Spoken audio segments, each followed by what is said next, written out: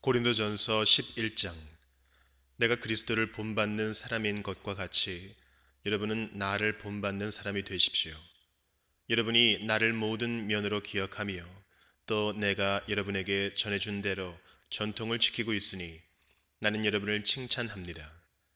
그런데 각 남자의 머리는 그리스도요, 여자의 머리는 남자요, 그리스도의 머리는 하나님이신 것을 여러분이 알기를 바랍니다. 남자가 머리에 무엇을 쓰고 기도하거나 예언하는 것은 자기 머리를 부끄럽게 하는 것입니다. 그러나 여자가 머리에 무엇을 쓰지 않은 채로 기도하거나 예언하는 것은 자기 머리를 부끄럽게 하는 것입니다. 그것은 머리를 밀어버린 것과 꼭 마찬가지입니다. 여자가 머리에 아무것도 쓰지 않으려면 머리를 깎아야 합니다. 그러나 머리를 깎거나 미는 것이 여자에게 부끄러운 일이면 머리를 가려야 합니다. 그러나 남자는 하나님의 형상이요 하나님의 영광이니 머리를 가려서는 안 됩니다. 그러나 여자는 남자의 영광입니다. 남자가 여자에게서 난 것이 아니라 여자가 남자에게서 났습니다. 또 남자가 여자를 위하여 지으심을 받은 것이 아니라 여자가 남자를 위하여 지으심을 받았습니다. 그러므로 여자는 천사들 때문에 그 머리에 권위의 표를 지니고 있어야 합니다. 그러나 주님 안에서는 남자 없이 여자가 있지 않고 여자 없이 남자가 있지 않습니다. 여자가 남자에게서 난 것과 마찬가지로 남자도 여자의 몸에서 났습니다. 그리고 모든 것은 다 하나님에게서 났습니다. 여러분은 스스로 판단하여 보십시오.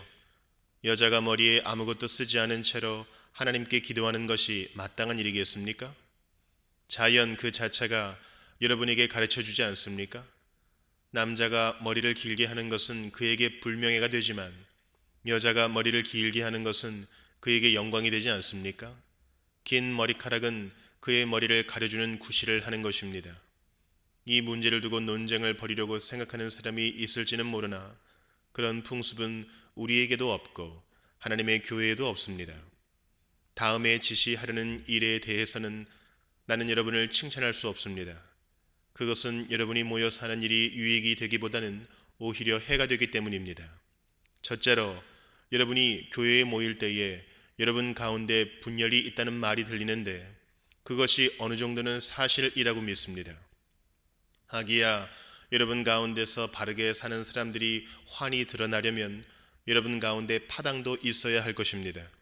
그렇지만 여러분이 분열되어 있으니 여러분이 한자리에 모여서 먹어도 그것은 주님의 만찬을 먹는 것이 아닙니다. 먹을 때에 사람마다 제가끔 자기 저녁을 먼저 먹으므로 어떤 사람은 배가 고프고 어떤 사람은 술에 취합니다. 여러분에게 먹고 마실 집이 없습니까? 그렇지 않으면 여러분이 하나님의 교회를 멸시하고 가난한 사람들을 부끄럽게 하려는 것입니까?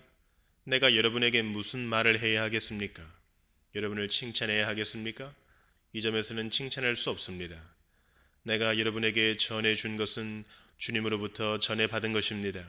곧 주 예수께서 잡히시던 밤에 빵을 들어서 감사를 드리신 다음에 떼시고 말씀하셨습니다.